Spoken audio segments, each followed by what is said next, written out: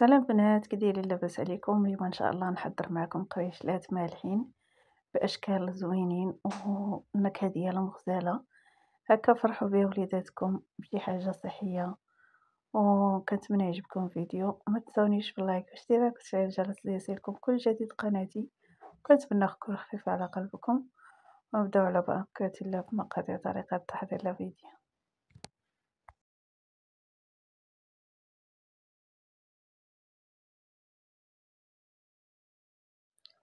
بالنسبه للمقادير عندنا 250 غرام ديال الزبده، اي زبده عندكم حيوانيه او بواطه. انا هنا درت مارغرينيه متوفره عندي بيضه، غنضيف 4 فرماجات مثلثين،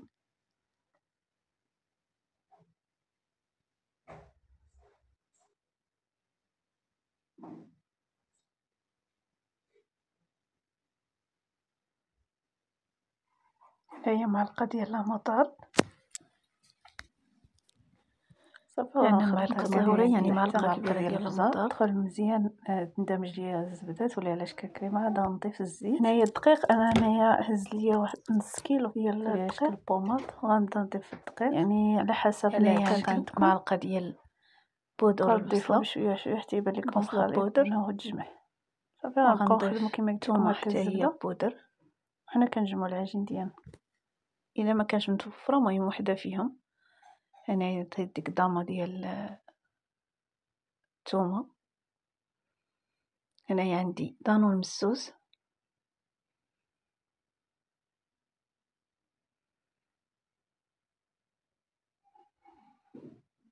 يعني المقادير كامله كنضيفها بدقه واحده.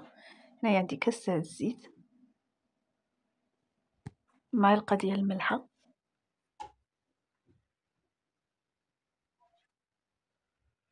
هنا من بعد ما جمعت العجين كتجي على هذا الشكل.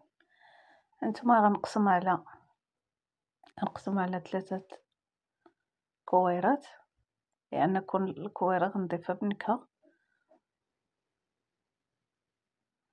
عينكم ميزانكم، ولا بغيتو تجيبو مقدقين ممكن تعبروهم.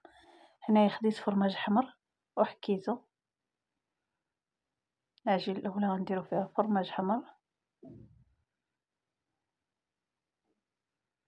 صافي. ندخل داك الفرماج مزيان في هذيك العجين. صدقوني البنات كتجي العجينه رطبه وهشيشه ونفس الوقت مقرمشه. هاد 200 غرام يعني راه كتلوح لكم كميه لا باس بها، لانكم عارفين نتوما هاد القريشات كيشدوا شويه الايد. يعني الا ضوبلتوا المقادير خصكم تظلوا كاع النهار.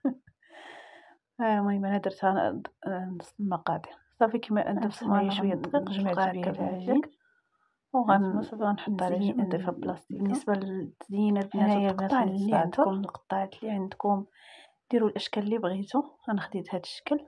المهم انا غنخليكم البال باش ما يبقاش يكون الفيديو طويل ونسيت راسي بان ما نقيش.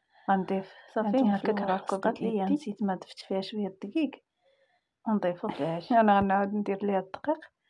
شتي انا خصني ندير الدقيق باش العجين ما تلصقش ليا. وغنضيف صفر بيضه هكا، داك بيض بيضه عفوا، وغنضيف هاد الزريريعه الزرع العجين الزعتر على هاد الشكل كتجي وريضه. المهم كما قلت لكم نتوما النكهات اللي بغيتو اللي عندكم هما النكهات اللي كيبقى على حساب اشنو متوفر كيجيو زوينين. انا غنستمر هكا تنوريكم الاشكال كاملين. هذا ديال الفرماج طبعا غنضيفو هكا وغندير ليه الزريعه باش نجمع به العجين. المهم غنستمر هكا. والعجين الاخرى غندير فيها شويه نوار الشمس كما تيقولوا ليها وشويه الحار صافي. يعني تجينا ضفت ليها شويه مملحه حاره بيض البيض، وكنضيفوا الزريعه ديال التحميره. انا كناخذ تحميره مدخنه، هذه حسن البنات من هذيك اللي كناخذو يعني طبيعيه. الاخرى كنعرفوا بالنسبه للبنات لهذا الشكل الا ما عندكمش هاد القطعه تبغى ندير صراحه ريريسه، ممكن انكم تاخذوا غير الجراره اللي كنقطعوا بها صافي. وغنجمعوا وغنضيفهم بلاستيكه صافي وتقطعوا بها بشكل طولي يعني اللي متوفر عندكم. انا هذه ما عندي متوفره كتجيني هكا سهله وعمليه.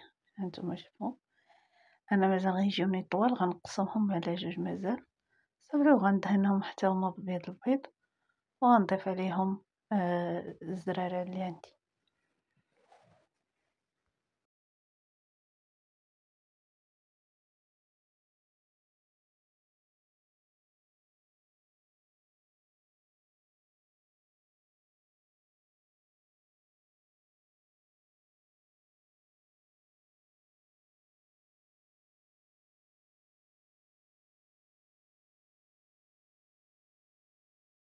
هذا هو الشكل ديالهم كيفاش كيجيو محمرين مقرمشين وهشاش. البنات صدقوني كيجيو غزالين. كما قلت لكم هذه هي الكميه كامله البنات اللي خرجت ليا، يعني راه ما كيلوحش بزاف لانه كما قلت لكم مع 200 غرام. يعني الا بغيتي يلوح لك كميه كبيره كتضوب المقادير، وخاص كيما تكوني تديريو باش يشد لي، حقاش كيشد شويه الايد.